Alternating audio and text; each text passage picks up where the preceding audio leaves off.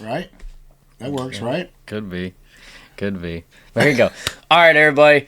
Here we are. This is episode 4 of the On the Hook podcast. I'm Ethan Seitz, and I'm here with Charlie Weir.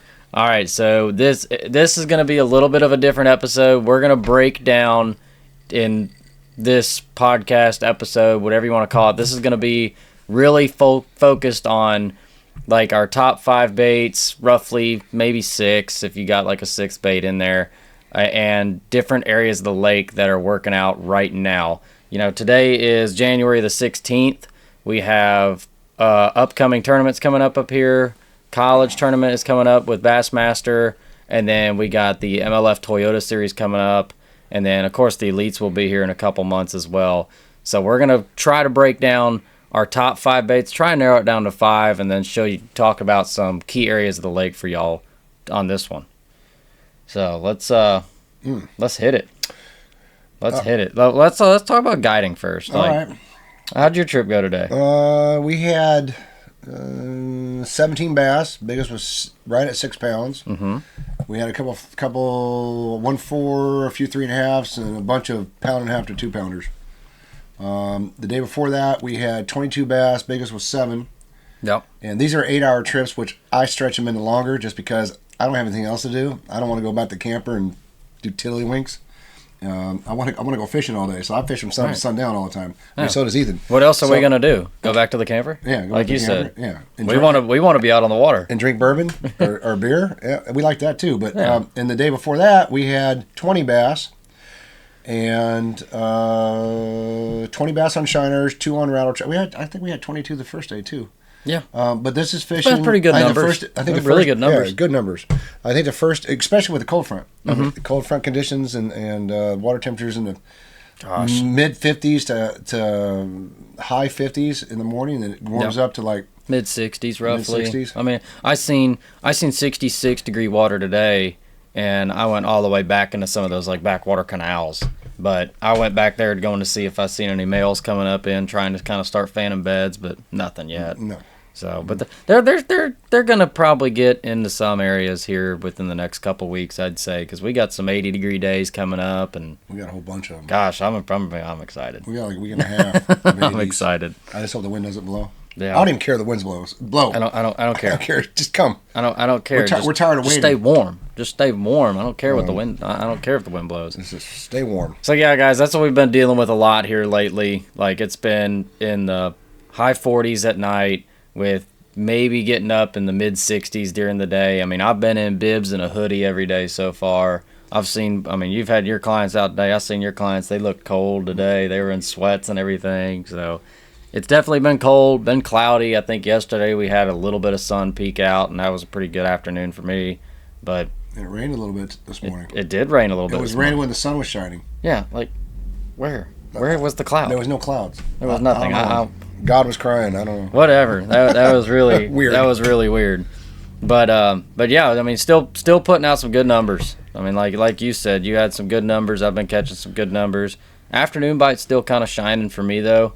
But the morning bite, heck, you said the morning bite kicked up for you today. Yeah, we had 10 fish by 10 o'clock this morning, and then it just slowed down the rest of the day. That is awesome. I mean, we caught. One weird thing is the catfish are coming in. I mean, yesterday, all 3 days, we probably caught 15 catfish each day. Really? I don't know where they're coming from. I mean, I know where they're coming from, but why? I mean, they're not supposed to be coming in until the water temperature hits 70, and it's in the low 60s, and they're coming in to spawn or something. I mean, they're fat just like the bass are. I don't know. I don't know. You'll catch bass in an area in the morning. You'll come back in the afternoon. It's all catfish. Yeah. Think you're gonna catch another big one. Heck, we were. I took Nook out today, and we were going down this like little reed line, and we were throwing speed worms. We were throwing artificial this morning, and we went down there and we caught 1 fish down that reed line. And then after we left the backwater canals, we come back down that reed line around 1 o'clock, 2 o'clock in the afternoon, and I caught 5 or 6 down that reed line in the afternoon. Every single one of them, green fish, like paler green, not your black bass that you'd think of. Your paler green fish. Did you get any of those lime green ones? Mm-hmm. Yeah, those fish just came in. Yep. Pale green, and I don't know why the coloration is either pale white, greenish, or lime green. I don't know if they come. I mean, where we're at, they're not coming from a canal. They're not coming from the rim ditch. They're coming from the lake. Yeah, those are definitely lake fish. And they're all sure. and they're all peeing. Mm-hmm. Every bass is peeing. It's like, we caught, even in the last 3 days, I think we caught about 15 females. Even a 2.5 pounders had giant bellies. And, oh yeah. And I mean, they're fat. I mean, they're super fat. They're ready to lay their eggs, and they're starting to come in. But I haven't seen. I heard of 11.5 pounder caught. Yeah, I did too. I heard about that. Saw the pictures. Caught on a gambler bait, I guess, Cinco or something. Probably a fat ace. Fat ace.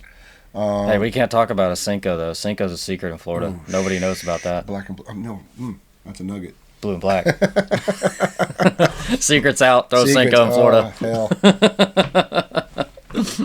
Happens. I don't. This one? No, maybe not that one. Okay. Yeah, that's the one I've been throwing. That's a good one. Black and blue or blue and black, or black and blue with blue tail, or blue tail with a black worm. Right? Yeah, sure, whatever. I wasn't picking up all that, but yeah. you gotta throw black and blue. I mean, you throw watermelon red or Junebug red. Yeah. That's other colors. I personally like Junebug red. It's become my confidence color down here for sure. But anyways, going back on what you were talking about the coloration of fish. Now, I've been spending a lot of time down in South Bay. I don't know if you've been fishing down there a lot, but I'm getting, yes, like on the north end of the lake, you're catching some more of those lime green fish. But most of my time that I'm spending is down in South Bay, and I'm getting still the lime green fish that are coming from the lake, but I'm also getting those pale white rim ditch fish. Yep. I guess that's because the rim ditch is just so close to that key area right there, and they just can use that and just go funnel straight in there and do the thing. So that's pretty interesting to see the different coloration of fish. It's pretty exciting to see the smaller males coming in, starting to pee. It's like, all right, it's fixing to go down. So close. It's fixing to go down. Especially when you have like a week and a half of 80s. Oh, yeah, 100%. 100%. Because I think Samai just got on the my fiance just got on the World of Martin's page for a 9.7 or 9.6 that she just caught throwing a Cinco, of course, Florida special, and I got one that was eight something in the same day, and it was no rhyme or reason why they were there. There was a rhyme or reason, but I can't give that nugget up tonight. It was but Ethan and I went and fished that same rhyme and reason in the tournament, and they weren't there. Nope. They weren't there. And I'm just going to say, there's a good thing that there was not a barking dog out there, because I would have went Iconelli on that dog in that day. Because when we were running down there, I mean, it was a short little run here from Clewiston down there to that area we were at in South Bay, and I was like, man, when we got there, I was really excited, and after 2 hours, I was like, all right. Not excited. I'm about ready to take every rod and break it. I was frustrated. Because, man, we've been babying that area. We've been watching it. Nobody's been really hitting it the right way. And, man. Doesn't that suck? You find good areas all the time, and then you got to reestablish everything during the tournament? Yeah. I just hope it pans out for the Toyota.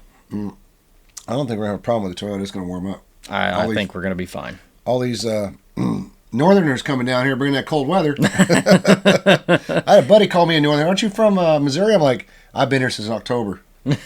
No, this guy brought the cold weather when he came down. Well, that's what I was talking to Nook about today. I was like, I don't know who pissed off Mother Nature, but I mean, I guess it's me, because whenever I go around somewhere, everybody's like, well, you come over here at the wrong time. Like, heck, I fished a regional in the St. Johns River one year, and I was talking to some local on the dock, and he was like, you picked a bad time to come down here. And I'm like, oh, great, don't tell me that. There's never a bad time to come down to Florida, man. I mean, if you're cold at the lake, go to the beach. It's always like 10, 15 degrees warmer. It's like, I can't do and the fish here at Okeechobee, I mean, if you can, this is, I'm going to give a nugget. Put that in the ding-ding-ding nugget.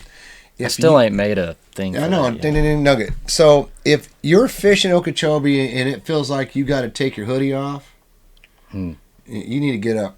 You need to get up there where you think those fish are spawning. Mm-hmm. You need to get up there. I mean, you need to get up there and fish whatever it could be a speed worm, could be a Cinco, could be a chatterbait, could be a rattle trap, could be in the mornings you could be throwing a prop bait. You could be throwing Big Easy, Poppin' Frog. But once you have to take that hoodie off, Poppin' Frog's gonna. It's not yet. You need some stable, warm weather. Like next week. The next week and a half, they'll start eating a frog again. You all right? That one went down the wrong pipe. It's okay, little feller. It's okay, little feller. It's okay. It's okay. I'll take care of you. Yeah, see, karma's a bitch, ain't it? I almost did it. I'm gonna have to edit that now. I got a chaser.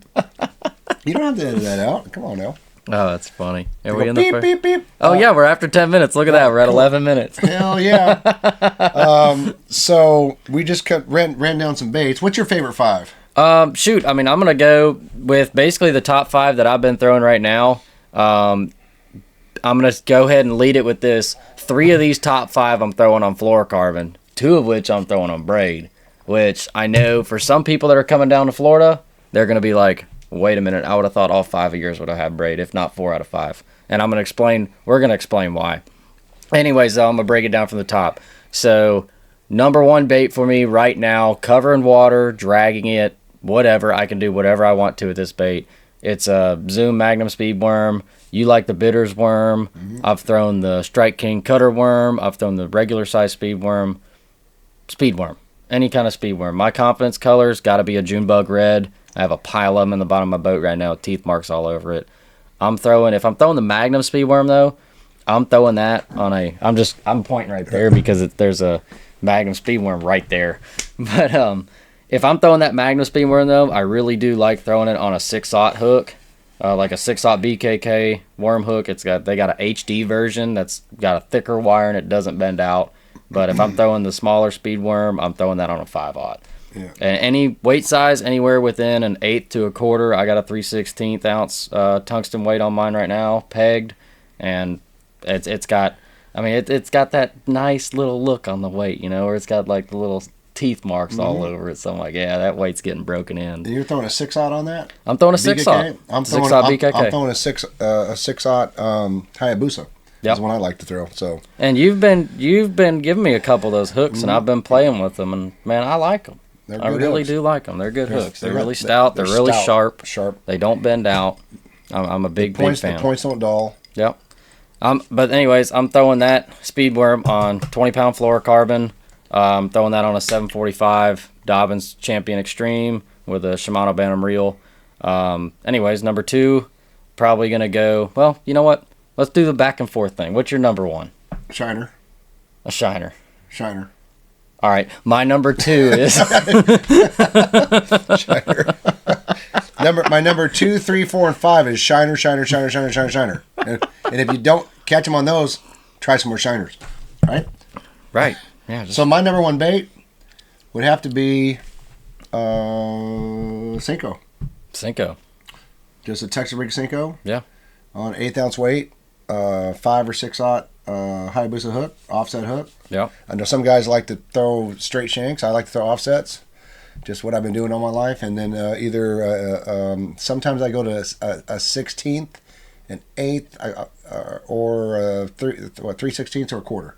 Yeah. You don't need anything heavier than that. I throw most everything. I throw 17 and 20 pound Abrasics, Seaguard Abrasics, and I use all power rods, 754s. 764, 765 pals, 7 foot. I think they're 7'4", 7'4", 7'5". Yep. And I use either Fishing 13 reels or Shimano's. Yeah. That's my deal right there. In a Phoenix boat, Mercury outboard, Bob's ring jack plate, all that good stuff. Yeah. Garmin ding, Electronics. Ding, ding, ding, Garmin ding, Electronics. ding, ding, ding, ding, ding. Hey, go to our affiliate links below.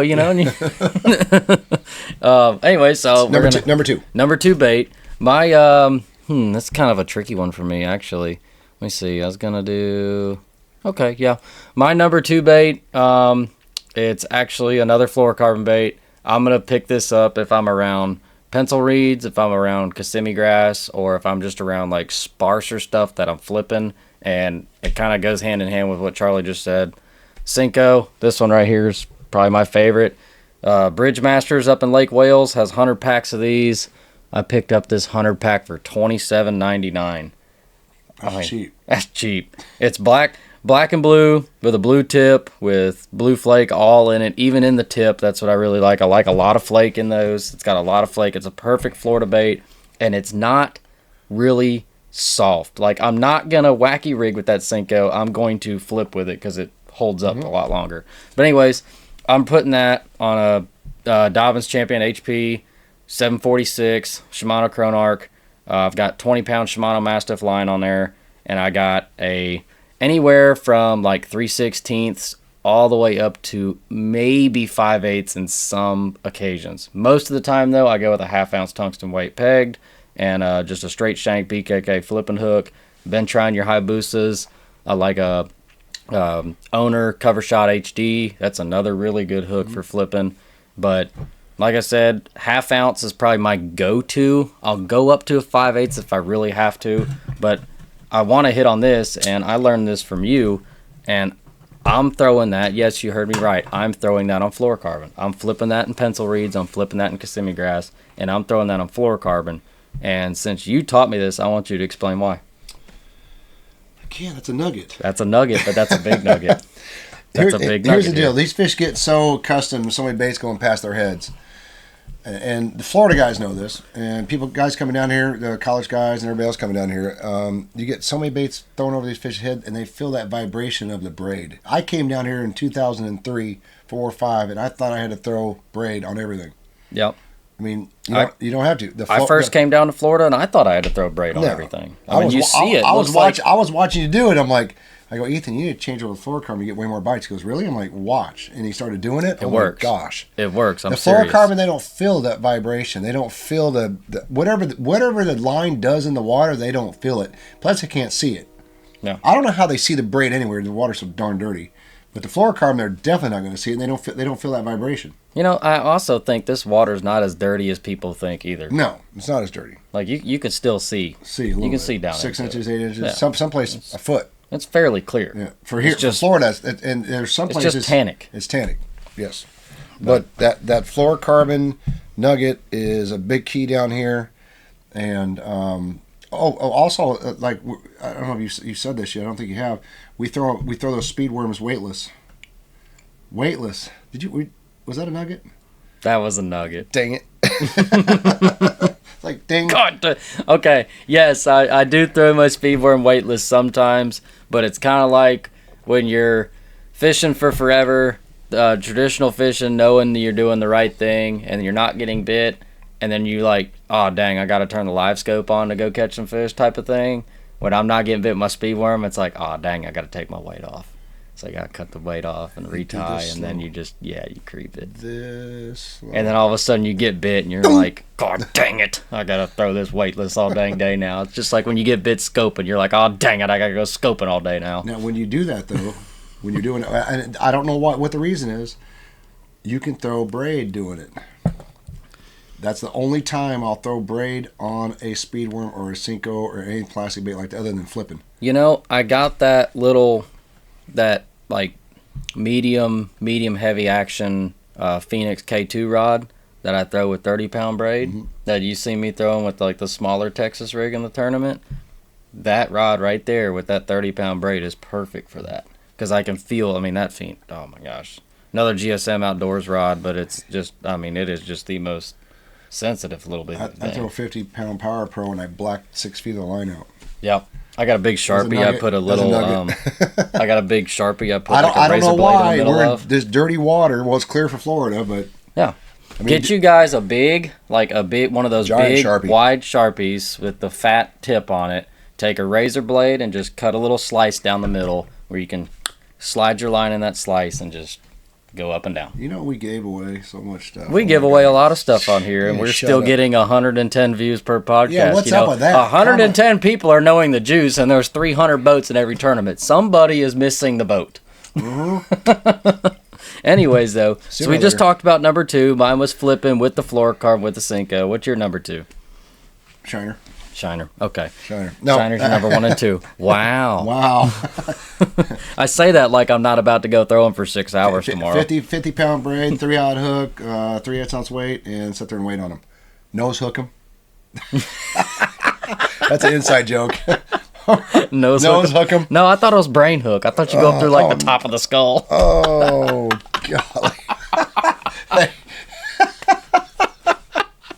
Brain hook. God. Oh my god. Do you hook a minnow through the middle of the body or through the back of the tail or the lips? These shiners ain't real good. They're dying. They're dying. Oh my god, what? Oh my god, they're dying. And I see where the hook's at, and I'm like, well, I wonder why. Inside joke, guys. Inside joke. Oh my gosh. We love him. Oh, we love him. Second, my second is a speedworm. Honestly, I like my personal favorite. If the water has a little bit of clarity to it, I'm always at watermelon red. Zoom speedworm works freaking awesome. I mean, there's other companies out there, but you just can't beat a Zoom speedworm. Man, that's watermelon red right there. Yep. That's a bitters one, actually. That's a bitters. But I mean, if you guys are actually watching this without just listening, if you guys look at the difference between a bitters worm and a Zoom Magnum speed worm, not much difference. Pretty gosh darn similar.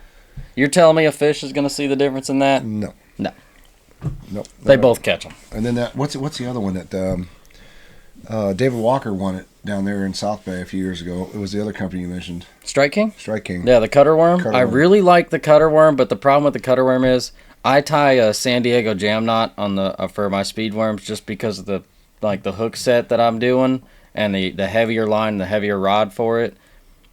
I like that bigger knot for fluorocarbon, and if I hit a reed or if I just get where I gotta pull it out of the reed ball and that worm slides down past my knot, it's done. I gotta just put a new worm on. They're really soft, but they work really good. I got a nugget. That's the problem for that. I have a nugget to fix that problem, but I won't do it. I won't say it tonight. What are you gonna do? Tell me to throw a Palomar knot on it? No. Yeah, actually, yes, a Palomar knot. Palomar knot. Okay. Hey, $650,000 on a Palomar knot and counting. You know what? I won so much money last year on a San Diego jam knot, I could count it all on one hand. You'll never guess what I spent it on either. What? French fries. French fries.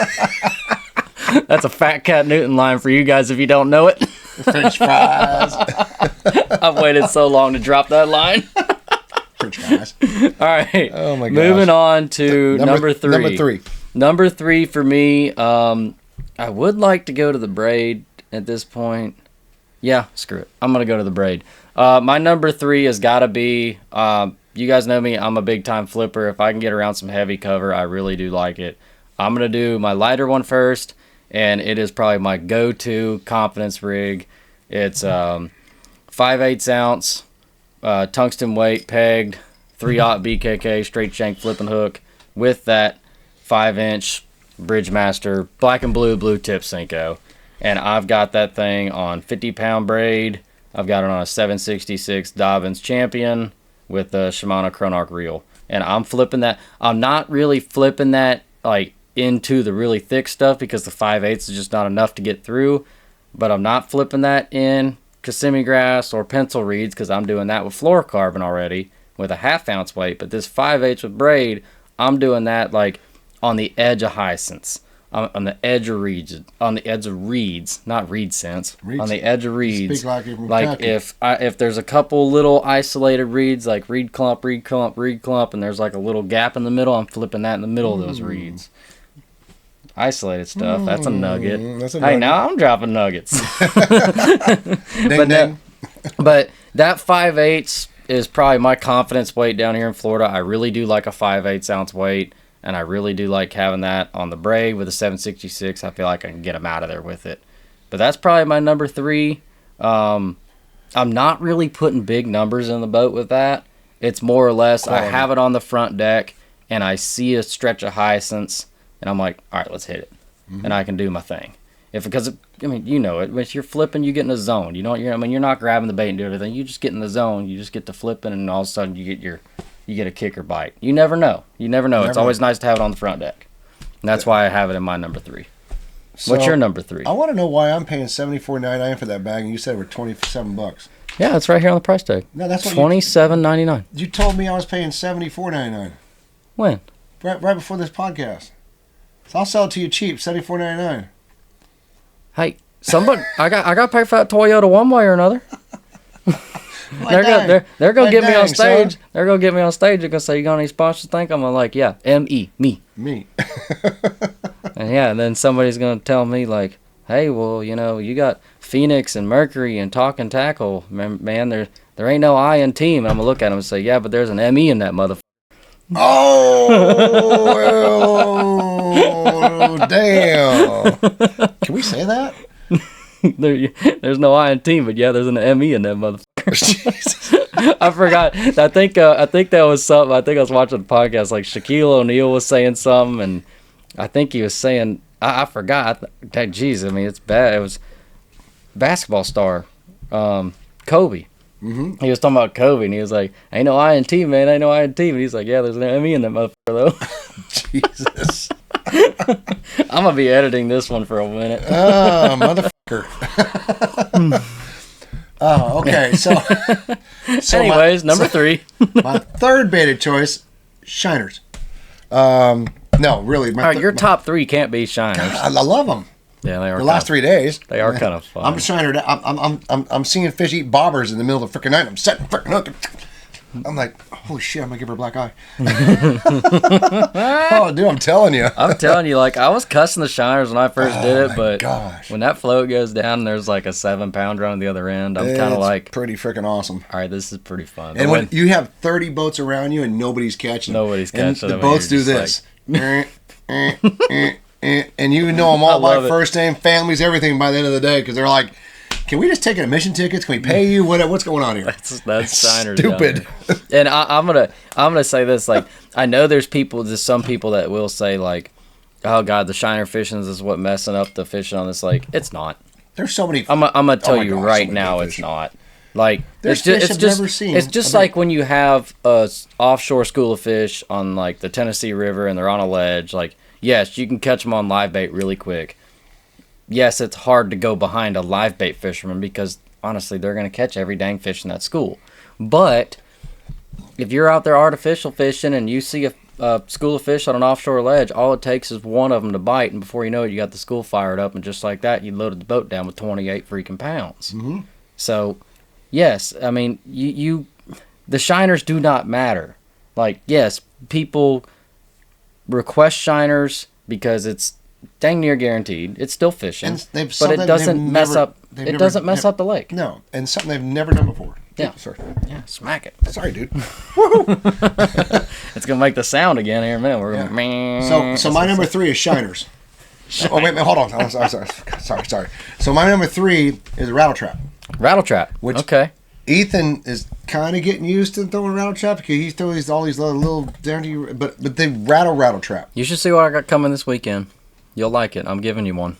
What's that? It's a nugget. Okay. Don't if it's a nugget, don't say it. It's a nugget. I just gave a huge nugget up. Rattle My trap. Chickamauga fishermen for rattle traps will know the nugget. If you know, you know. But anyways, it's a nugget. Just a plain old freaking rattle trap. Like the Bill Lewis. Bill Lewis rattle trap, gold or chrome blue, and the other one is the Yozuri. Either in the one knocker.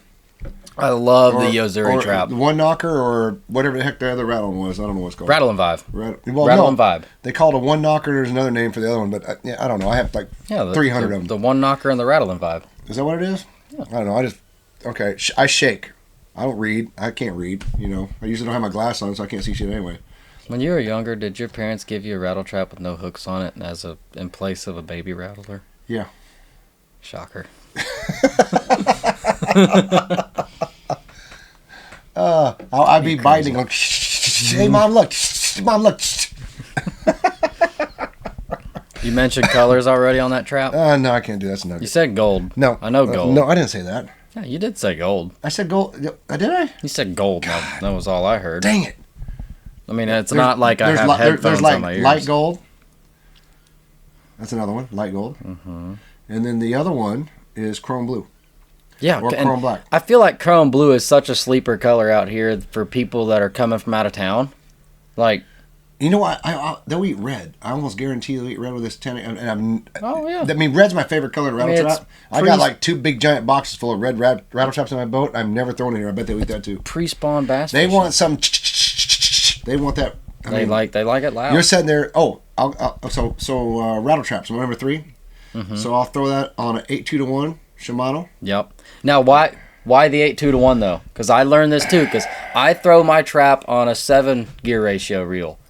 You throw it on an 8. I switch to an 8. And I see why. No. You don't get stuck in all the crap underneath there. If you're doing a 7-2 to 1, you got to have your rod tip up here. 8-2 to 1, you can set here, and you're in position to set the hook. It's so much easier. And he's getting stuck. I'm stuck. I'm like, I'm gonna call you Stucky. Yep. And if I got a bite, I was having to like set the hook. Like my rod tip's already at dang near 11 o'clock because I'm cranking this dang thing. I mean, by my freaking 20-30 cast in, I am getting wore out, and I'm like, whoa, like this is nuts. This is fishing a lot faster than I'm used to fishing a trap. I mean, I'm used to fishing a trap fast, but like this is next level. And I put an 8 on there, and I'm like, okay, this is it. This is the one. It's so much easier. Ethan was getting stuck like every other cast. I'm like, what is he doing? And I looked over and I was like, what gear ratio are you using? 7 to 1. Like, no, you need 8-2. It's way better. Way better. And when it hits it and runs to you, you can catch up to him and get him. Yeah, you can crank it. But it's a learning curve. It's a learning curve down. This place is so much different. Like I've gotten fish on the Tennessee River ripping a trap through grass, and I've got a little bit of slack out, and one will hit it, and I'll feel it, and I'll crank down. I've never had a problem with the 7 gear ratio reel down there. But these fish down here are just on another freaking level. They fight so hard. They're freaking on crack. They fight so hard. I mean, it's nuts. So, yes, the 8 is so much easier. And you got to have sharp hooks. So yes. I throw a high booster trebles. Those are really nice. Size 4. I swapped those out on my trap. And Fred Urbanus turned me onto those about 4 years ago. I actually just got sponsored by him. So nice. Congratulations. So, thank you. Maybe I will stop talking about BKK. I haven't signed a deal with him yet, but it's in the process. And I miss you, Magnus. I miss you. But we're going to work something out with those guys. Something. But the rattle trap and change your split rings on your traps. Yes. I feel like that's something that just goes like hooks. They just and your split rings. Yeah, people change their hooks. Just oversize them. People change their hooks, but I think the split rings everybody forgets about. You know, growing up on the Tennessee River in wintertime, we always we like the A-rigs, and changing split rings was like a normal thing on A-rigs. But when it came to crankbaits and stuff, you didn't hear about people changing split rings a lot, but it is nice to change your split rings. And then also, I throw that on 20-pound fluorocarbon because you get stuck in a reed head.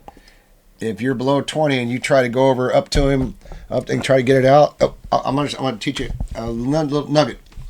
So 25 fluorocarbon, you'll throw it out, you get stuck. Don't sit there and just keep rodding on it. No. Go up to it and rip it off. It comes right out. It comes right out. I know a couple guys here that buy your Series by the hundreds because they feel like if you go up there, you're going to disturb the fish. The thing is, there's so many fish around. There's so many fish around. You don't have to break off. I mean, I wish I could have this one guy's freaking all his Series.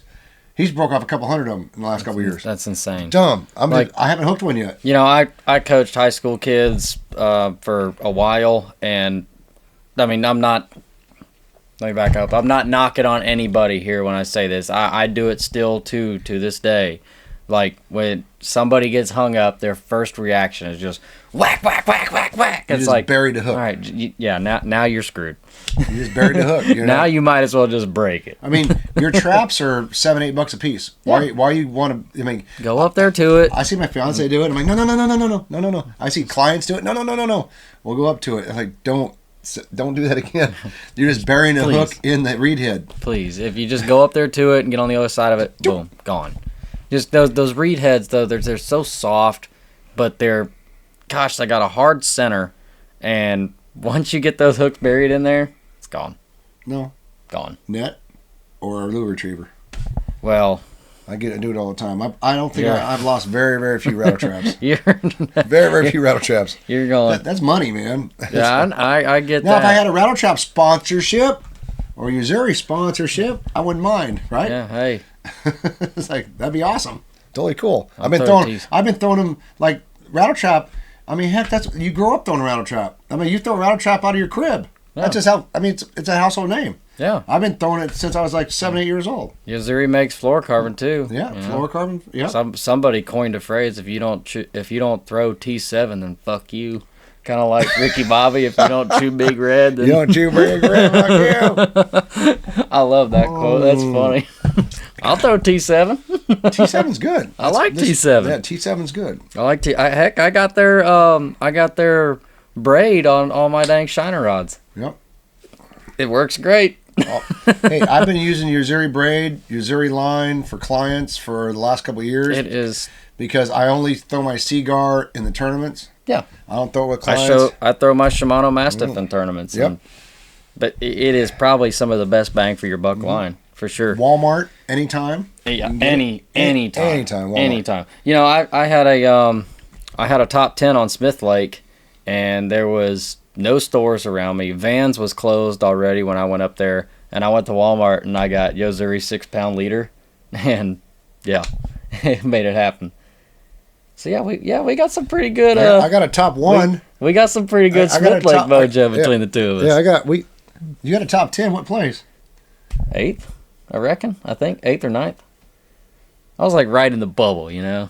So you got I thought you were gonna say you won one. I said, what, out of 2 people? No, I ain't won one yet. So you got 8th out of 9? I fished in a regional in Smith. I was in the top 10 going into day 2, and then I screwed the pooch on day 2. You know what's so hard to? I mean, I had to get off. We have to still go to number 4 and number 5. Mm-hmm. It is so hard with the competition out there, and the kids. Now that you got the scope and all that stuff, but even when it was like us old timers, it was so hard to win a tournament. So hard. And you dreamt of doing it. I still think it is still just as hard because, you know, today, yes, you have like, I don't know, it's innovation in the sport. You know, like, yes, you do have innovation in the sport, but bass fishing is one of the most beautiful sports in the world where you retrieve what you put in. You're so articulate. So I'm very articulate, like I did with your college.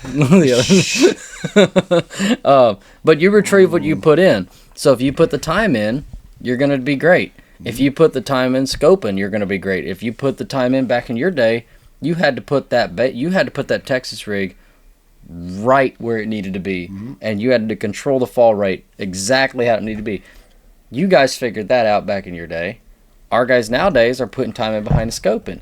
It's just different. I'm a scope master. Yeah, I'm telling you right now. What do you? I figured it out, man. Dude, I'm telling you right now. I've been scoping for almost 4 years. There is. How old are you? 42. 42. Plus, I don't believe you. Plus, I don't know if you're 55, right? Shut up. ARP. I'm telling you. I'm telling you right now. There is very few people that are very few people my 55 age years old that I have seen that I've seen learn and understand scope the way you understand it. Dude, and I'm impressed. I'm very impressed.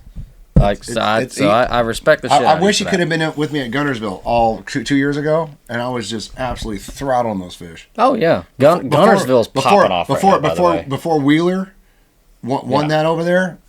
Gunnersville. Every spot he was on, I was smoking him before he got there. Gunnersville's popping off right now. Have you seen the way? It's insane. It's absolutely insane. But it's fun, man. It's just like anything you do though. Bass fishing, you retrieve what you put in. So if you go out there on the lake 10 hours a day and you put time in behind the scope screen, behind flipping, behind cranking, whatever, you're gonna be pretty good at that. Or if you go home and you go on social media and you put in 4 or 5 hours behind social media just complaining, you're going to be a pretty good complainer. But guess what? That little bit of time that you just took to write up that dang paragraph post on somebody's post, and it's like a hate comment or whatever, you could have spent that time trying to learn what they're doing so you can beat them. You know the scoping thing? I know we're getting off. We're still going to get number 4, number 5. Yeah, we get a little bit off topic here, you know. The scoping thing is nothing new. It's nothing. Nothing. I was doing it in my early 20s with Aaron Martins, who passed away.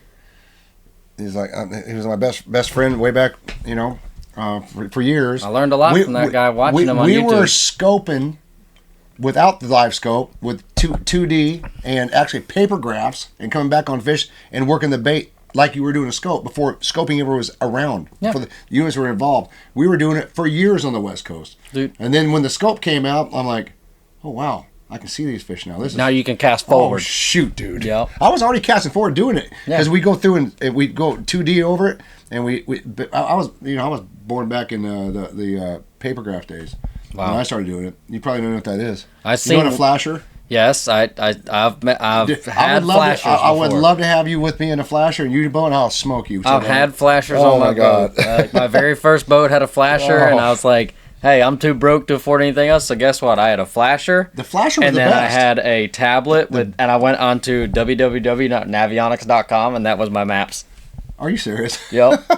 And if I want to know where I was at, I was on the trolling motor, I'd walk back to the console and look at my maps. Oh, geez. And then guess what? I bought this Helix 5 2D sonar for $200.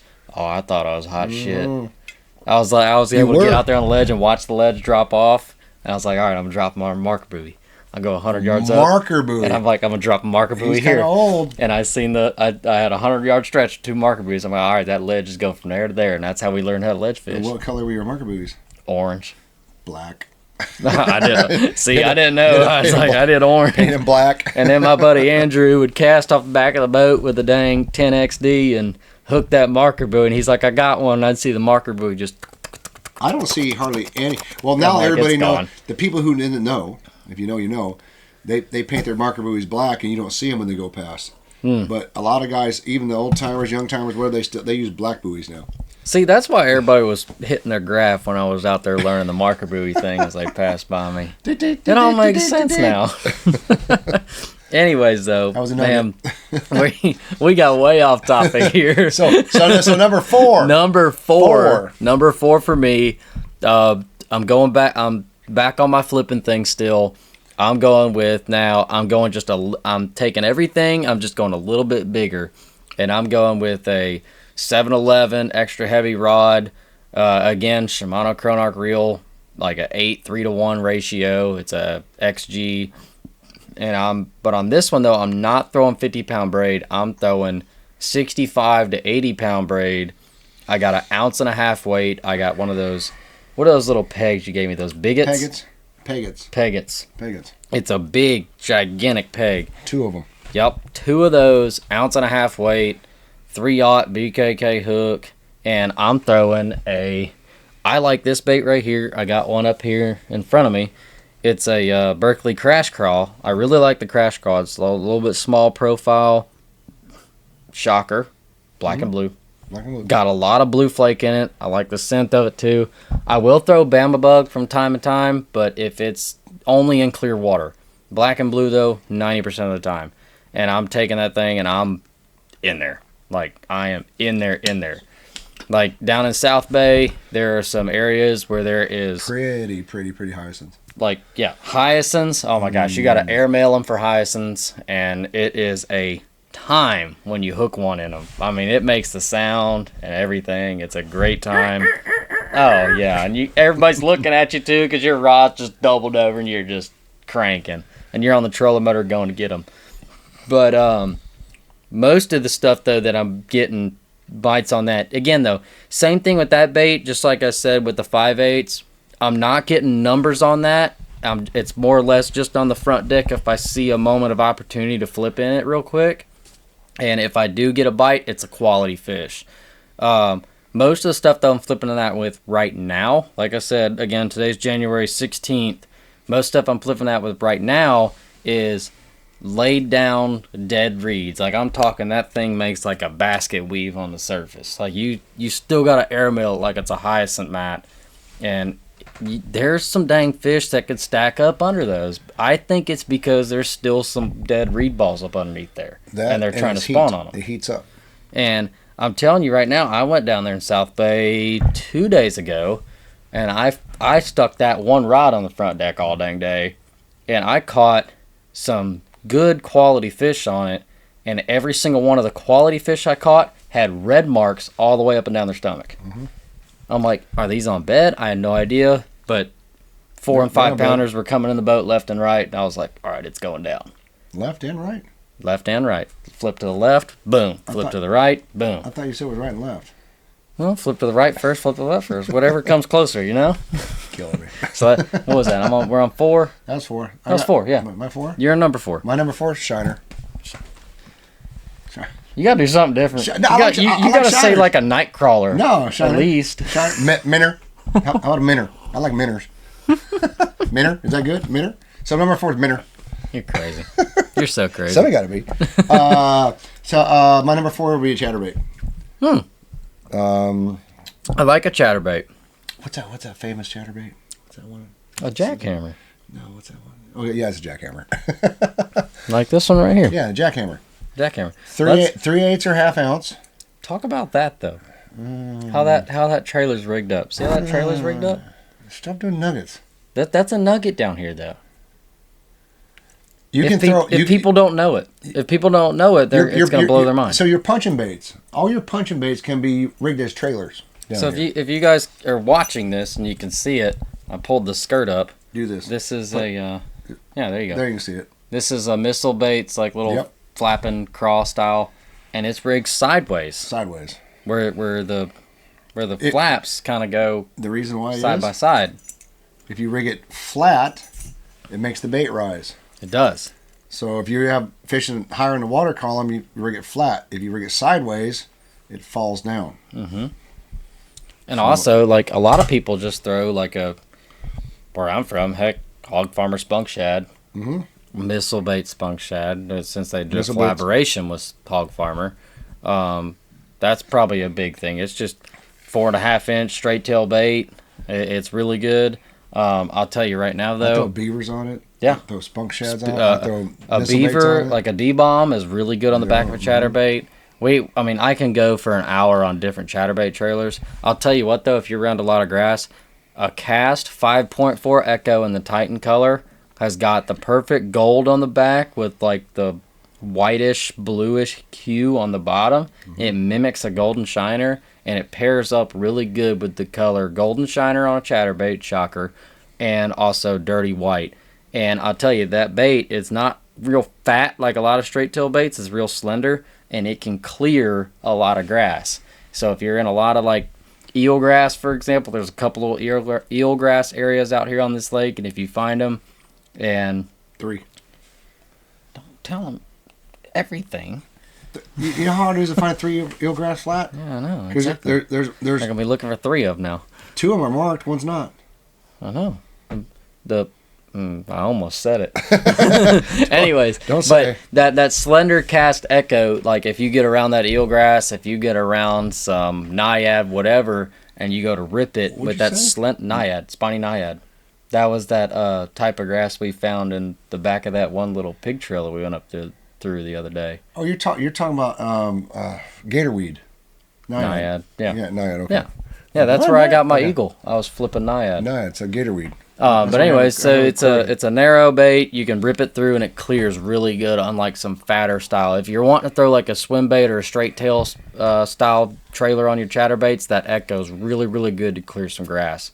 But anyways, moving on. So I did my number. So you did your that's right. No, So it was your 4. That was my 4. So you're 4 now. Yeah, or is it my? You're 5. My 5. We can't count the 5. We can't. Uno, dos, yeah, because I did a speed worm, a flipping, yeah. And then I did with 2 braids. All right, moving on to my number 5. My number 5 has got to be, it's, yes, like Charlie said, the rattle trap and the chatterbait, I will give those 2 an honorable mention. I've been throwing those as well. But my number 5, it's hard to go to Florida without a wacky worm.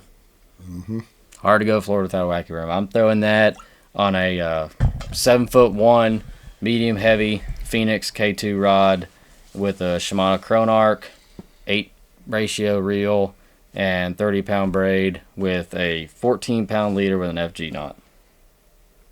And I'm throwing that with a Gary Yamamoto black and blue tip wacky rig. Yes, a casting rod.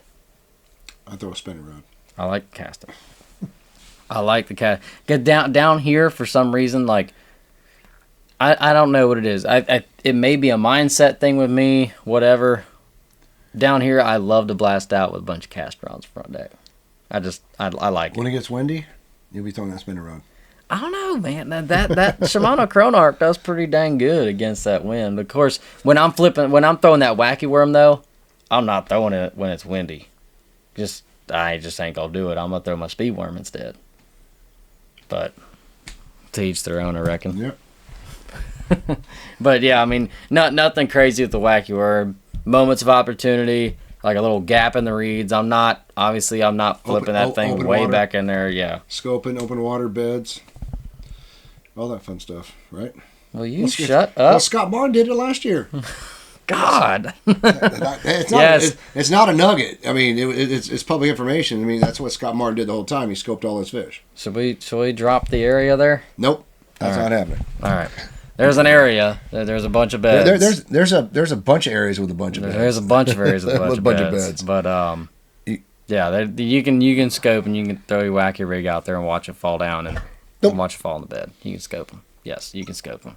So those of you guys that are gonna come down here and say like, oh, the scopers have no chance. Trust me, I'd love to be on your side, but I hate it for you. The scopers have a fighting chance down here. A dang good one too. I mean, Scott did it with 90-some pounds. Exactly. Or 80-some pounds. Exactly. Smoked everybody. Exactly. I mean, that's just the evolving sport we live in today. He had the right 100-yard stretch. And it just kept coming to him. Mm-hmm. And there's areas like that every year. Every year. And there's more than one. Mm-hmm. If people put their time in, they put their research in, they watch our podcast, and they will know where to go. Okeechobee. Yeah, Okeechobee. South Bay. South Bay. South Bay is a great area. South Bay is awesome. I just hope they don't lean on them too much in South Bay so I can run down there for the Yoda. Oh, my gosh. Hopefully. So number 5? No, you're number 5. And then we can close it out. Dude, I don't know what number 5 would be. Let me guess. A damn shiner. Oh, Minner. Shiner. No, let me think about that. God, number 5. Probably has to be a punch rig. But the thing is, I haven't got last year at this time before the Toyota, I had a couple heads that had some big fish in them, and one day I caught like 28, 29 pounds off of it in literally 5 flips. And I have not found that magical head, and it's like been looking for it, and I stopped looking for it I thought I was going to find it in October, November, December. Hasn't happened. They haven't rolled up into them in that area, which is unfortunately that we're talking about in South Bay, because there's so much hyacinth down there. And I know it's going to happen in there eventually. I know where a magical head is at. Yeah, between those. Oh my God, you're so sick. He's a sick individual. Trust me. But no, like. So anyway, so my number 5 would be ounce and a half, ounce and 3/4. I used to throw penetrator weights. I still have some of those bad boys. But I don't. I use all kinds of. What's the weight you gave me? What was it? NACO. NACO. So you're talking about magical heads, penetrator weights, like, and you say I'm the sick one. It's penetration, dude. Oh boy. You got to penetrate. If you can't penetrate, you don't get there. This podcast is taking a turn for the worst. You got to hit the bottom, dude. You got to hit the bottom, right? I'm talking about punching freaking hyacinth. I'm gonna have to do the please stand by now. What are you talking about? I don't know. I'm talking about catching fish. I don't know what he's talking about. Yeah, I'm talking about catching fish. So, actually, I haven't got them yet, and hopefully I'm gonna get some of them. They have, I think, Hayabusa also has Rains. Yes, I found Rains it today, tungsten. and they have Rains tungsten, which I do have some of them. I don't have any of the punch weights, but I'm sure they're gonna be good. I can't wait to try a bunch of this stuff. So, we got Hayabusa, Rains, all that good stuff. Hopefully they're going to be coming on with the podcast. But I'm excited for you because that means I get to try some of it too. Yeah, you're going to try it. I love trying new stuff. Yeah, it's gonna work. Hopefully you get on with us. Yeah, that'd be cool. Just waiting. That'd be cool. But basically punching, I either punch dead stuff or I punch hyacinth mats. There's only 2 things to punch in Okeechobee. And here, used to, back in the good old days, South Bay was phenomenal. Up around Dias Ditch was phenomenal. All that stuff's gone down there. Yeah. The best stuff I've seen in the whole lake is down south, and they're there one day and they're gone the next. So you can catch like either say 4 and 5 pounders one day, and the next day they're gone. See ya. Gone. And the thing is, we don't do it a lot because we don't want to give up that stuff, because the punchers know when they know it's there, and they're going to be there. Yeah, they're going to be there. Sure. There's no doubt they're not going to. I mean, they're going to be there. But it's just like you find your little 50-yard stretches and you just keep working them because they're going to keep rolling in there. But so I use 65 to 80 pound Power Pro. I throw 710, 711, 8 foot PAL. I don't even know. We have a whole new line of Naked Series rods. I don't know what I was just told. I'm going to have prototypes soon. I don't know when they're going to what the names of them are. But I used to use a 711. endurance PAL rod, or it was just a PAL. I have some old PALs that are it's like back in my MLF days. I don't know, 8-9 years ago when I did well, back when I knew how to fish. But I still have those rods. But you got to have you have to have yourself some credit. You still know how. I don't know how to fish. I lost. Yes, I mean, yes, you do. No, I don't. I don't know how to fish. Yes, you do. But that punch bite, I'm going to give you a little nugget about the punch bite. Ding. Oh, that was supposed to be so much more high pitched. I don't know why the heck. So when you're punching down in Florida, everybody thinks you punch down, let the bait fall to the bottom, and hop it. So if it's cold, or if the fish are not reacting to the bottom, you bring the punch bait to the top of the mat. And you got to make sure you tie a snail knot, so it makes that bait flick up. And you pull the punching mat, and you sit there and you just flick it. You can flick it up to 2. I've had fish eat it off the top of the mat like 2 minutes later. I'm sitting there like, no, the guys are smoking a cigarette, doing whatever. You know, something, right there. Yep. I mean, and you know that's the way to do it. If you're punching in and your bait just stops. Oh shoot! They're at the top of the mat, and you set the hook on them. But if you don't get bit, you throw in there that punch weight. You bring it to the top of the mat. You start flicking it, and then you start getting all your bites off the top of the mat. Yep. I actually got beat by the Uzuri guy. I'm drawing a blank on his name. Sponsored by Uzuri. He was in the Opens leading Angler Year last year. I'm drawing a total blank on it. He's here from Florida. Has a Uzuri wrap boat. Legend in the sport. I'm sorry, bro. I don't know. I can't remember his name. I draw a blank on his name all the time. But he fished against his in the Rollins, but it doesn't matter.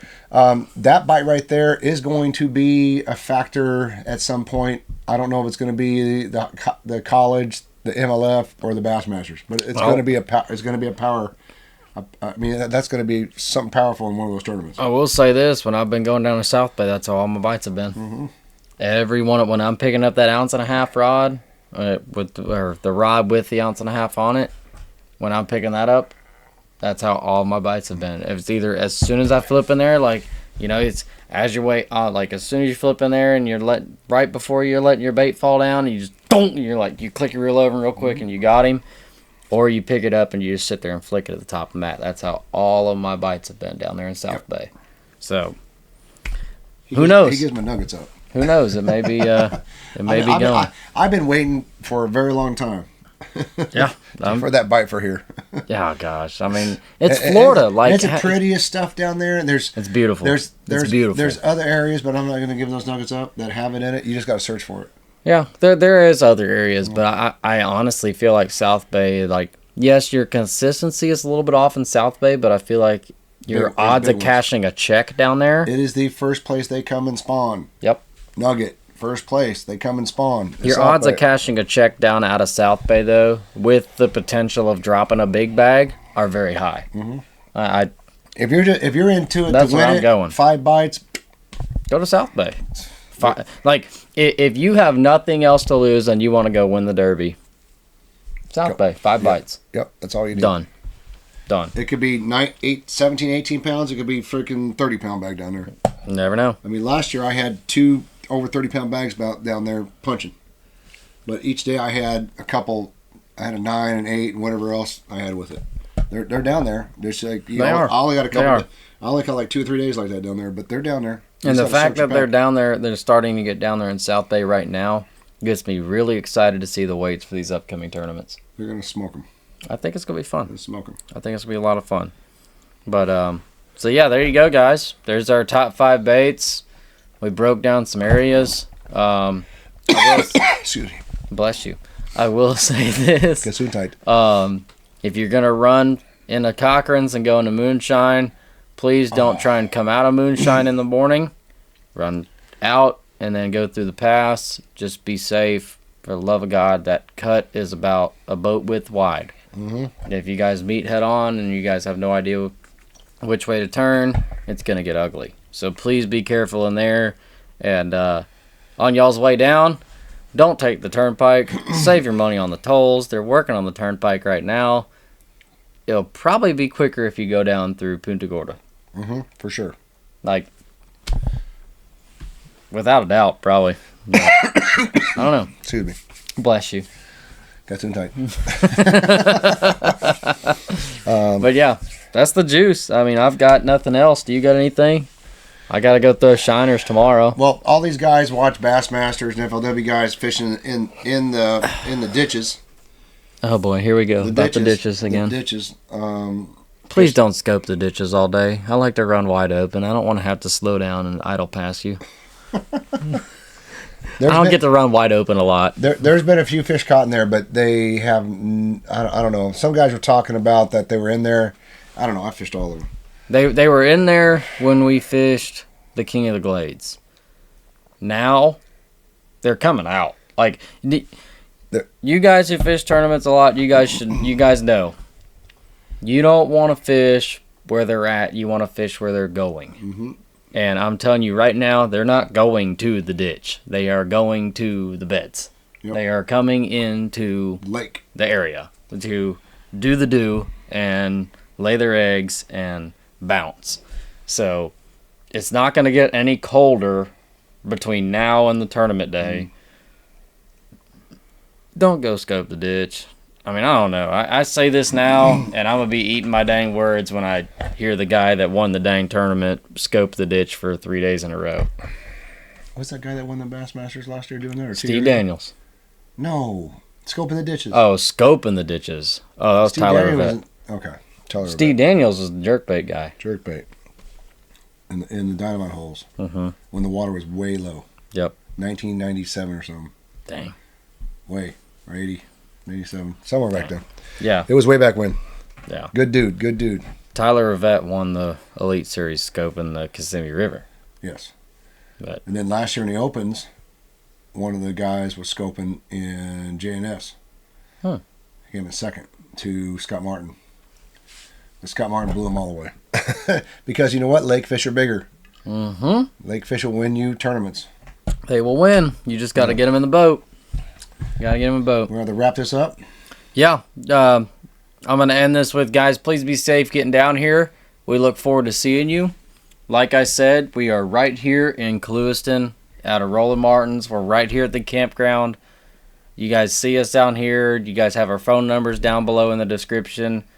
Reach out to us if you guys see us on the water. I mean, we have our social medias out there on the description as well. If you guys see us, come by, say hey on the water. Give us a call, whatever. Like, we hang out here when we get off the water. All the time. We love to hang out. If you guys have any issues, too, give me or Charlie a call. We can help you guys out. We fish tournaments, too. We understand, like, nothing sucks more than having boat problems right before it's time to go do game day. And there's an awesome arena here, Roland Martin's Marine. Awesome can take arena. care of you. Eric and, who else? Eric and, I'm trying to like, I don't know. Well, Eric's a man. I'm sorry. I don't know. We got Mercury, so, I mean, we're in there a lot. Eric's a man right there. I'm just kidding. Colby Krieger's there. I'm sorry. It was Colby. Eric, Colby's a good dude. His whole team, they're great people. Colby Krieger and Heather. Yep. You also have Brandon and Bradley in there in the tackle store, and there's a lady in there. I keep forgetting her name. Tackle store, all kinds of baits, kinds of stuff you can get. I mean, great they people. Got tungsten, pegates, gamblers. They got everything. Whatever you want. They got everything you need. And guess what? If they cannot get you guys in, give me or Charlie a call. And if it's something simple, something maybe a little more complex, depending on the situation, I guarantee you, one of us can get you on the water and get you through your tournament. Mm-hmm. Granted, you may still have to go to the mechanic afterwards, but we can definitely get you through a turn where you can limp your motor through. Definitely get you enough to where you can get some good points and salvage the weekend. I don't patch holes that I put in your boat, but might be able to put them in there. But Ethan said he'd patch them for me. I just take a 6-inch hole saw and just hit it for you. I'm just kidding. No, but thank you guys so much for watching. This was episode 4. Man, I can't believe it's episode 4. You gonna hit that table one more time. This is episode 4. Can't wait to see all you guys down here. Like I said, we got the college tournament coming up. Right after that, we got the MLF Toyota Series. This lake is fixing to start popping off. Yeah, we got the Elite Series. This lake is fixing to pop off, and it's about to get really busy down here. We can't wait to see everybody. We can't wait to meet some new people. Come on down here, say hey, book a trip with us. Give Rollins a call. Give us a call. Do whatever you need to do. Bring this. We like this stuff. Chattanooga whiskey. 91. Please get the 95 if you can. I really do like I the like 95. 121, 22. The good stuff. The good stuff. You're crazy. No, the good stuff. Anyways, thank you guys so much for watching. Tune in next week for episode 5, and we'll be able to break some more stuff down for you. Thank y'all. Take care. Thank you.